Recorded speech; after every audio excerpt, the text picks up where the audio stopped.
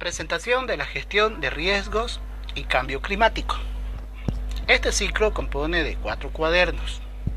El primero titula Educación en armonía con la Madre Tierra para vivir bien. Los temas más importantes de este capítulo es una visión sobre lo que es cosmovisión, la transición del Estado colonial a un Estado plurinacional. También se habla sobre los conceptos de la Madre Tierra, los sistemas de vida y el nuevo paradigma del vivir bien y cómo se puede aplicar todos estos conceptos en la organización curricular. El cuaderno número 2 tiene como título Gestión de riesgo y cambio climático en armonía y equilibrio con la Madre Tierra. El cuaderno número 2 presenta aquellos aspectos que tienen que ver con los resultados del cambio climático, los resultados y también las razones por las que ocurre el cambio climático. Algo importante para resaltar es que habla sobre el concepto de resiliencia y también habla sobre lo que es gestión de riesgo y el concepto de cómo entender lo que es un riesgo, los desastres y también cómo se debe plantear un escenario de riesgo. Además, las tareas que se deben realizar en la comunidad educativa para la reducción de riesgos y desastres. El capítulo número 3, el cuaderno número 3, instrumentos pedagógicos para el proceso de atención de desastres y emergencias, en realidad nos muestra las herramientas que tenemos a mano para poder gestionar los riesgos. Entre esas herramientas están el plan de seguridad para unidades educativas, en donde se desarrolla quiénes lo componen, cómo tendría que ser un mapa de riesgo, qué es un comité de emergencias, cuáles son los objetivos de esos comités de emergencias. Y también se desarrollan las funciones de las brigadas de comité de emergencias. En este cuaderno también se presenta el ERRAE, que es la estrategia de respuesta para la atención de emergencias, y todos los aspectos de su elaboración, sus componentes y algunos puntos importantes para su desarrollo. Además, se desarrollan puntos sobre un plan de seguridad para unidades educativas en el marco de la Iniciativa Mundial de Escuelas Seguras. El cuaderno número 4 tiene como título La aplicación de herramientas de plan de seguridad para unidades educativas. El contenido de este cuaderno en realidad desarrolla puntos concretos sobre lo que es señalización y señalética, explicando todos sus aspectos, definiendo lo que es señal, además sus colores, sus dimensiones, sus tamaños, las formas de uso, los tipos de señales, por ejemplo, de prohibición, de obligación, de advertencia y otros. Y después continúa describiendo lo que es una simulación y simulacro, y cómo se debe realizar un simulacro en la unidad educativa, aquellos aspectos que se deben tomar en cuenta para evaluar un simulacro. Y como punto final se habla sobre el EDAN, que es una forma de evaluar los simulacros o las actividades que se desarrollan para gestionar el riesgo en las unidades educativas.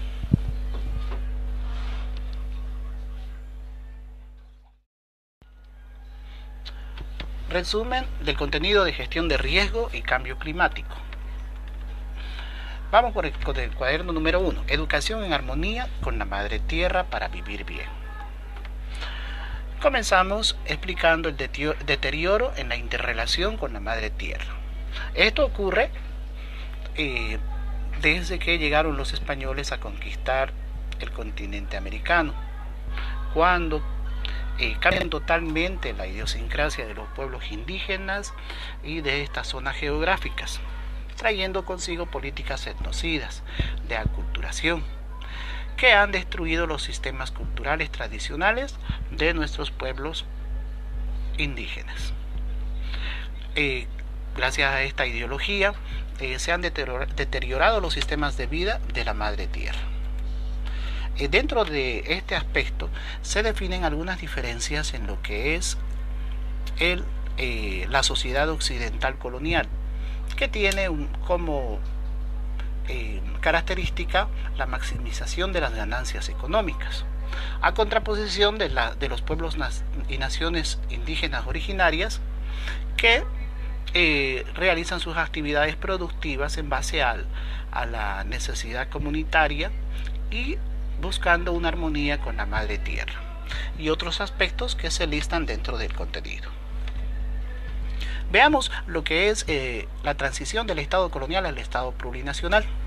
El Estado colonial impuso sus sistemas sociales, económicos y religiosos, mientras que el Estado plurinacional ha hecho un paso de la visión antropocentrista a una visión biocéntrica. Los modelos de control de pisos ecológicos fueron destruidos con el Estado colonial, mientras que el Estado plurinacional ahora incentiva alternativas y políticas sociales de respeto a la madre tierra.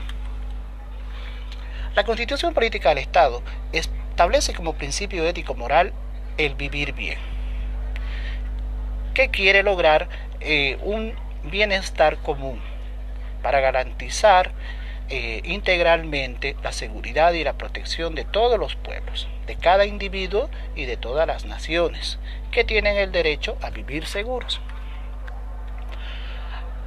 La educación en este nuevo estado tiene un enfoque con la madre tierra. Tiene como base buscar un desarrollo energético de la vida, una vida comunitaria y productiva. La educación tiene que encontrar el principio de respeto a la vida y reciprocidad, además de instaurar en los estudiantes la convivencia en armonía con la madre tierra, siguiendo el paradigma del vivir bien, que es una visión interna, una visión de los pueblos y naciones indígenas, que buscan el equilibrio entre todos los seres vivos. Respondamos a la pregunta, ¿qué es la cosmovisión?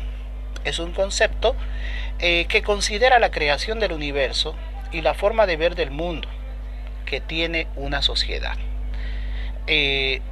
La cosmovisión se manifiesta a través de mitos, creencias, tradiciones que se transmiten de generación en generación de manera oral.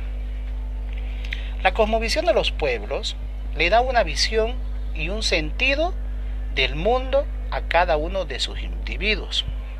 La cosmovisión es una manera de explicar sus creencias y fundamentos de cada cultura. Según Kusch, la manera de cómo adquiere sentido el mundo es la cosmovisión.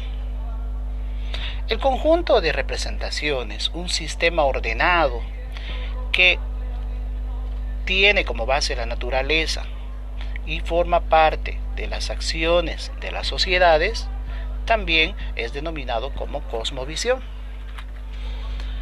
¿Cuáles son los fundamentos de vida y cosmovisión en el currículo? Bueno, el currículum del nuevo Estado plurinacional tiene como base los campos cosmos y pensamiento. Tiene como objetivo fortalecer la espiritualidad. De esta manera, los valores y la ética sociocomunitaria son los objetivos del currículo. Entonces, los aspectos que tienen que ver con la cosmovisión y los fundamentos de vida se relacionan de esta manera, gracias a las 4 dimensiones que son el saber, ser, hacer y decidir, porque desarrollando estas capacidades se busca la formación integral de los estudiantes, buscando un ideal de vida en equilibrio con la madre tierra. ¿Cómo podemos recuperar la interrelación con la madre tierra? Gracias a ese sistema capitalista y de crecimiento de riquezas individuales y grupos de poder, existe muchos problemas con la madre tierra, y uno de ellos es el cambio climático. Para poder cambiar esta interrelación con la madre tierra, donde el hombre la destruye y solo se sirve de sus recursos, en primer lugar debemos cambiar la actitud y tener un mayor respeto a la Madre Tierra. La educación tiene un papel fundamental de instaurar en los estudiantes el concepto de que el planeta es un ser vivo y que todos los sistemas de vida comparten un destino común. Debemos cambiar el paradigma, la forma de pensar en que el hombre está sobre la naturaleza, la Madre Tierra, la pacha, el monte o el bosque, para que cada nueva generación descubra que los individuos son parte de la vida y deben convivir en base a principios comunitarios y filosóficos. Para poder recuperar la interrelación con la Madre Tierra, debemos promover sobre todo hábitos de consumo sustentables y dejar de lado esta sociedad consumista que lo único que busca es su bienestar. Difícilmente con ese pensamiento podremos lograr el vivir bien. ¿Qué es la Madre Tierra? Según la Ley 300, en su inciso 7, la Madre Tierra es el sistema viviente, dinámico, conformado por la comunidad, indivisible de todos los sistemas de vida y los seres vivos, interrelacionados, interdependientes y complementarios, que comparten un destino común. Ahora, si la Madre Tierra está compuesta por sistemas de vida, definamos el concepto de lo que es un sistema de vida. Son comunidades organizadas y dinámicas de plantas, animales, microorganismos y otros seres, y su entorno donde interactúan. Las comunidades humanas son un sistema de vida. Definamos un poco el desarrollo de lo que es el vivir bien. Para eso debemos entender que todas las sociedades tienen un estilo de vida. Entonces, podríamos decir que cada estilo de vida de las sociedades es su visión de cómo vivir bien. En este caso, el Estado plurinacional, rescatando los conocimientos de los pueblos indígenas, define el vivir bien en base a las filosofías de Amaqueya, Amaluya, Amazúa.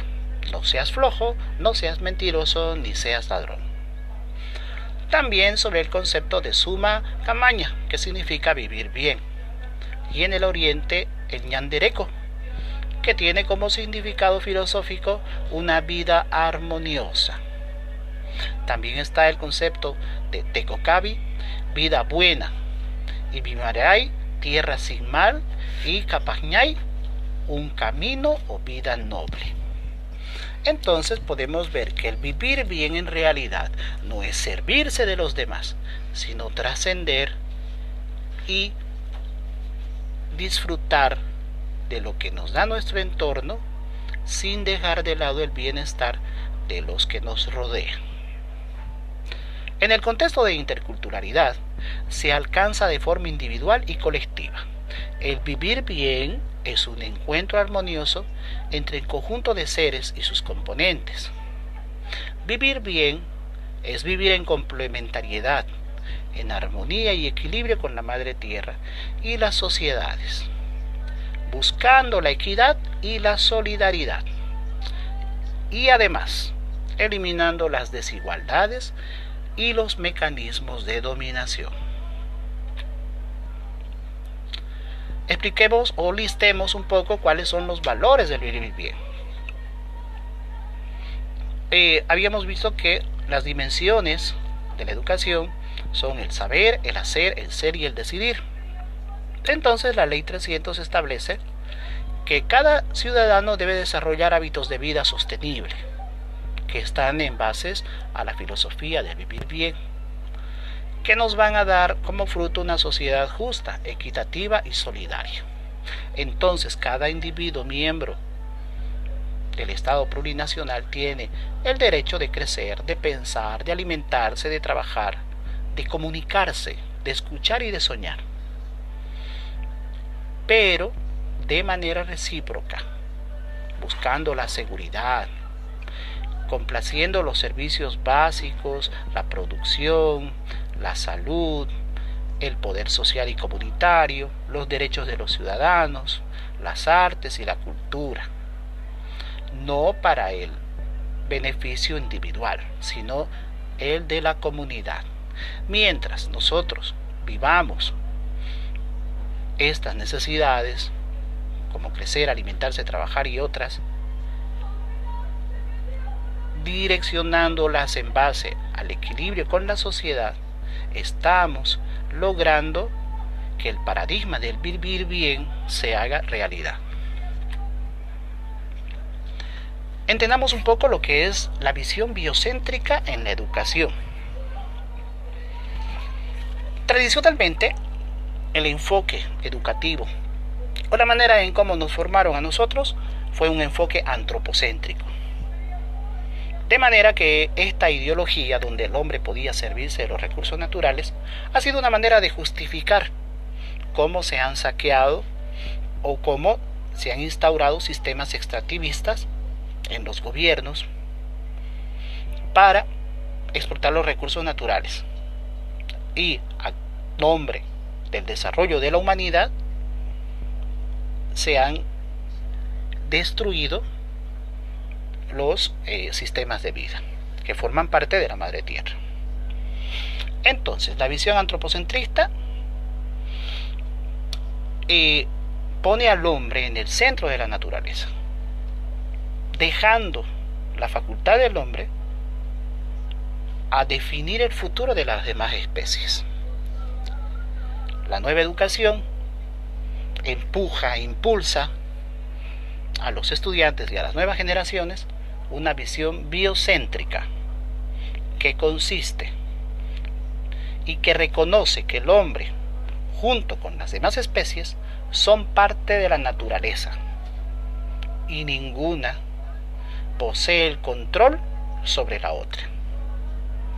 Entonces, en una visión biocéntrica, todas las especies, todos los sistemas de vida interactúan entre sí, son interdependientes, y todas las actividades de los sistemas de vida van a influir en los sistemas de vida con los que comparten su zona geográfica. Entonces, las comunidades humanas y el resto de la naturaleza son una unidad funcional.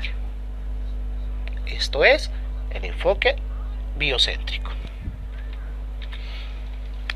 Ahora, ¿cómo se relaciona todos aquellos conceptos que hemos hablado anteriormente con la organización curricular?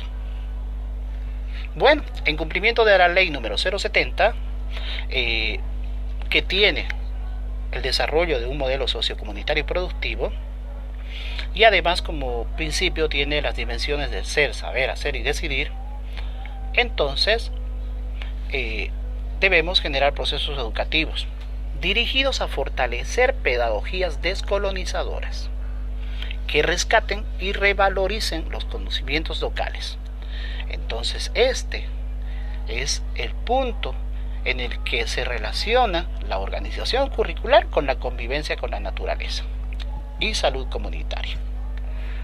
Estamos hablando específicamente del campo vida, tierra, territorio, que contiene y organiza el área de ciencias naturales, integrados por geografía, física, química y biología.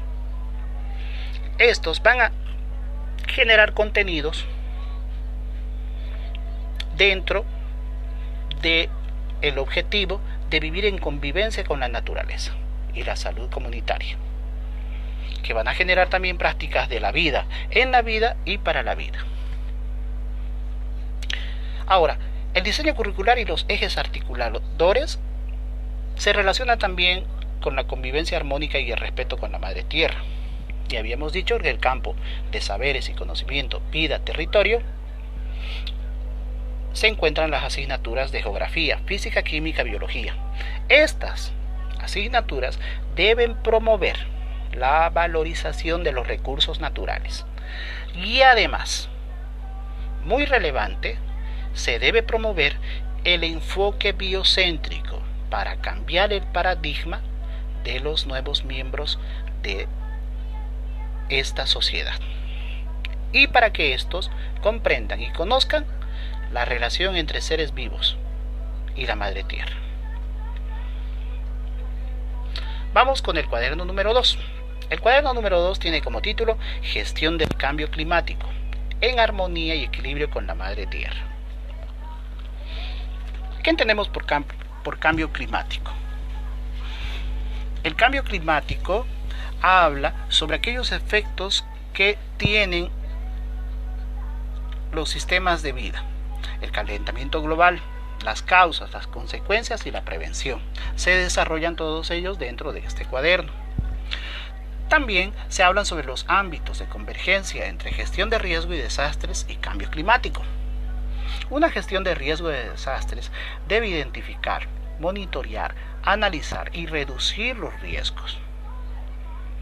Entonces, para que se aplique esto debemos identificar los cambios climáticos y preparar actividades que reduzcan los riesgos climáticos.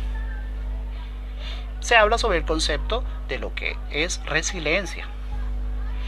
Entonces, se debe crear un entorno favorable de vigilancia y monitoreo de riesgo climático.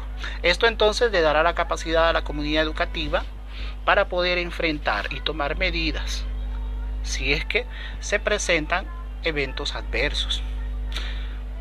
Gracias a las herramientas que se presentan en otros cuadernos, se podrán implementar medidas de atención de desastres y o emergencias. ¿Qué es un riesgo de desastre? ¿Qué es riesgos de desastres? Bueno, es el proceso a través del cual se disminuye la gestión de riesgo existente y se evita el establecimiento de nuevas condiciones de riesgo. Todo eso gracias a una planificación integral de desarrollo. ¿Cuáles son las acciones para la reducción de riesgo de desastres? Son 3: prevención, mitigación y recuperación.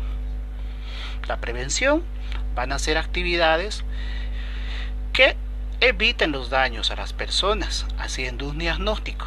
La mitigación, podrá diversificar la producción de generación de desastres, reubicando los asientos humanos.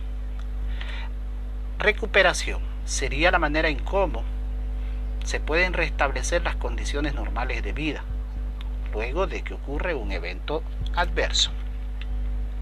¿Cómo prevenir los desastres? Primero, debemos conocer aquellos riesgos a los que una unidad educativa esté expuesta. Luego, se deben elaborar acciones para reducir los riesgos. Y por supuesto, debemos reducir también la vulnerabilidad de la unidad educativa y su comunidad. ¿Cuáles son las acciones para mitigar los riesgos de desastres? Debemos identificar las necesidades de reparación del deterioro de la infraestructura que pueden derivar en desastres. Debemos complementar y fortalecer la capacidad de resiliencia, además de incorporar acciones de mitigación en el plan de seguridad de la unidad educativa. ¿Cómo se puede elaborar un mapa de riesgo? Primero, identificamos los riesgos de desastres. Luego, debemos formar un equipo de trabajo. El mapa de riesgo debe seleccionar el ámbito de trabajo. Debe evaluar aquellos riesgos. Debe recopilar la información. De esta manera se elaborará un mapa de riesgo de la unidad educativa. Ahora, ¿cuáles son los lineamientos del plan de seguridad de la unidad educativa? Un plan de seguridad de unidad educativa compone de objetivos, identificación de riesgo, la capacitación y entrenamiento y la conformación de comités de emergencias, además de la organización de simulaciones y simulacros. El contenido básico de un plan de seguridad de una unidad educativa previene y mitiga los riesgos a través de la preparación de este plan. Para esto se debe coordinar su ejecución, declarando alertas y participando de esto a las autoridades competentes. Luego de que suceda un evento adverso, se deben realizar acciones de rehabilitación de los servicios básicos o de otros que hayan sido afectados por la emergencia. El cuaderno número 3. El cuaderno número 3 presenta los instrumentos para el proceso de atención y desastres de emergencia. Aquí definimos qué es el plan de seguridad para unidades educativas. Bueno, un plan de seguridad para unidades educativas es un conjunto de acciones entre personas, servicios y recursos para que se atiendan los desastres y emergencias. De manera que la comunidad está preparada para responder oportuna y adecuadamente ante un evento adverso. Además que este debe ser parte del proyecto sociocomunitario productivo y también del plan de emergencias del gobierno municipal. Los componentes de un plan de seguridad para una unidad educativa es el mapa de riesgos de la unidad educativa, el comité de emergencia y las estrategias de respuestas para la atención de emergencias, el ERRAE. Veamos, el mapa de riesgo es una herramienta del plan de seguridad, un documento elaborado mediante el diagnóstico y la identificación de los riesgos existentes en la unidad educativa. El comité de emergencia se trata de las personas o entidades jurídicas que van a formar parte del comité, que van a coordinar y articular entre ellos e informar a la comunidad educativa una activa participación en la seguridad de la comunidad y su entorno. Además que se constituirá en una organización de respuesta frente a los desastres y emergencias. El tercer componente es la ERRAE, que son conjuntos de acciones previamente planificadas para salvaguardar la integridad física y de la comunidad. Por supuesto, este documento es desarrollado por el Comité de Emergencias y sus miembros. El Comité de Emergencias debe tener una activa participación con la comunidad. Es una organización que se encargará de la aplicación del ERRAE. También deben participar en este comité las instituciones como Defensa Civil, Policía, Bomberos, Cruz Roja y otras. El Comité de Emergencias está conformado, en primer lugar, por un Consejo Educativo Sociocomunitario. Luego viene el coordinador del Comité de Emergencias. Y las brigadas. Las 5 brigadas que se proponen son brigadas de primeros auxilios y rescate. Después, la brigada de seguridad o vigilancia. La brigada de evacuación. La brigada de prevención y extinción de incendios, la brigada de protección. Todas las brigadas deben contar con normas de seguridad, de modo que no expongan al peligro a la comunidad educativa. La ERRAE es el conjunto de acciones previamente planificadas que ha sido desarrollado por el Comité de Emergencias y sus miembros. El objetivo de la ERRAE es constituirse en primera respuesta, de modo que no se pongan en riesgo la integridad física de la comunidad ante cualquier ocurrencia de un evento adverso. Como ya hemos dicho, el Comité de Emergencias es y tiene la potestad de elaborar la ERRAE. La ERRAE se compone primero por una evaluación del estado de la infraestructura de la unidad educativa y luego por un plan de evacuación. El plan de seguridad para unidades educativas y los riesgos sociales es una iniciativa mundial de escuelas seguras. Como riesgo social se entiende que una comunidad puede sufrir un daño, puede ser de manera una amenaza social que puede afectar a los individuos o tal vez algunas características en sus modos de vida. ¿Cuáles son los roles de los actores de la unidad educativa antes, durante y después de la emergencia?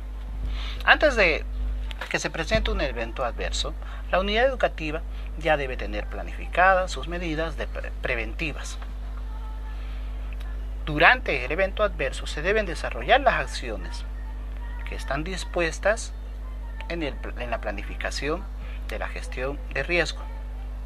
Después de sucedido el evento adverso, se deben realizar las actividades de rehabilitación de la vida normal dentro de la comunidad. Además, primero, cada emergencia o cada evento adverso que sucede en una comunidad debe ser una manera de aprender, una experiencia de aprendizaje, y para esto se deben elaborar registros del manejo de la emergencia antes, durante y después de que se presente el evento adverso. El cuaderno número 4. La aplicación de herramientas del plan de seguridad para unidades educativas. En este cuaderno se presentan aquellas herramientas que se van a utilizar en la aplicación del plan de emergencia. Aquí se listan la señalización. La señal es una marca o signo, símbolo o elemento utilizado para dar información. La señalización es el conjunto de estas señales que proporcionan una información determinada, además que orientan, indican y nos informan nuestra situación. La señalética es una guía que brinda instrucciones sobre las disposiciones, dimensionamiento, la utilización de los colores, la ubicación y la información. Todo esto está estipulado en la Resolución Ministerial 849/14. También existen tipos de señales. Las señales son de tipo de advertencia, de obligación, de prohibición, de salvamento, emergencia o evacuación, y también existen señales de protección contra incendio. Cada una de estas señales o tipos de señales tienen sus propias características y colores definidos. ¿Qué significado tienen los colores en las señales? Una señal rojo con fondo blanco indica un alto, una provisión. También puede identificar un equipo contra incendios. Las señales negras con fondo amarillo informan sobre precaución, sobre riesgo. Las señales verde con fondo blanco dan una condición segura y primeros auxilios. Las señales blanco con fondo azul te informan sobre una obligación o una información importante para prevenir los riesgos. Además, la pintura utilizada en las señales debe ser opaca y no brillosa para no causar molestias a la visión. Deben estar contextualizadas en su parte literal. Y por supuesto, deben acomodarse a la cultura y a la lengua, dependiendo de la región. Y también deben estar ubicadas en un lugar específico dentro de la comunidad o la unidad educativa. El siguiente punto de este último cuaderno habla sobre la simulación. ¿Qué es la simulación? El simulacro es un ejercicio donde se maneja la información para determinar las acciones que se pueden realizar en la aparición de un evento adverso. Un simulacro puede ser una situación hipotética, de modo que se va a obtener respuestas a esta hipótesis. Para realizar un simulacro debemos puntualizar los objetivos, debemos precisar el problema, es decir, precisar el contexto del evento adverso del cual se hará un simulacro. Debemos definir las personas que van a actuar en este simulacro. Debemos asignar las funciones específicas a todos aquellos protagonistas, como también a los que observan. Debemos elaborar un documento para avisar a los demás sobre el contexto en el que se va a desarrollar el problema, el lugar, el tipo de evento y características de la unidad educativa. Debemos redactar mensajes para que durante el ejercicio los participantes reciban la información para que los problemas concretos sean informados a cada individuo. Definimos la metodología de evaluación de la simulación en base a la estrategia de respuesta para la atención de emergencias, es decir, el ERRAE.